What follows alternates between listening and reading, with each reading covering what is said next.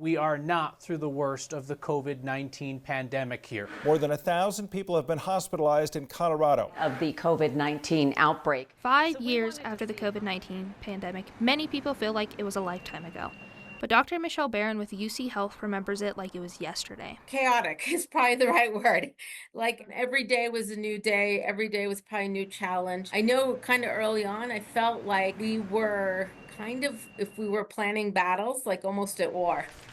Even 5 years later, we're still learning from the pandemic about how to manage public health emergencies to how we talk to each other about it. Dr. Barron said while local hospitals did a good job of staying in touch with each other, communication between federal and local agencies could have been smoother. Some of the stuff that came out of the CDC would come out without context.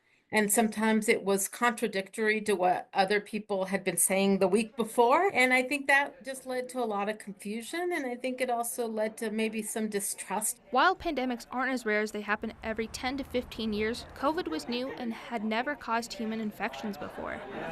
Interestingly, the next likely pandemic is the flu, says Dr. Rachel Herlihy, Colorado State epidemiologist. She's keeping an eye on it since the virus mutates so easily. A lot of our planning and our thinking around pandemics and how to respond to a pandemic historically is really focused on influenza. And so I think COVID-19 was novel and challenging because it was a different virus than I think the globe had been preparing for. However, the 2009 H1N1 influenza pandemic gave doctors and health officials a look into how to handle COVID. I think we learned a lot in terms of how capacity could surge quickly. I think it made us really think about how to fix that. How do we adapt to be able to take care of large numbers of sick people quickly? Despite years of planning, health officials and hospitals still struggled to have enough staff and personal protection for people around the globe. But Dr. Herlihy says she believes Colorado is better prepared for the next pandemic.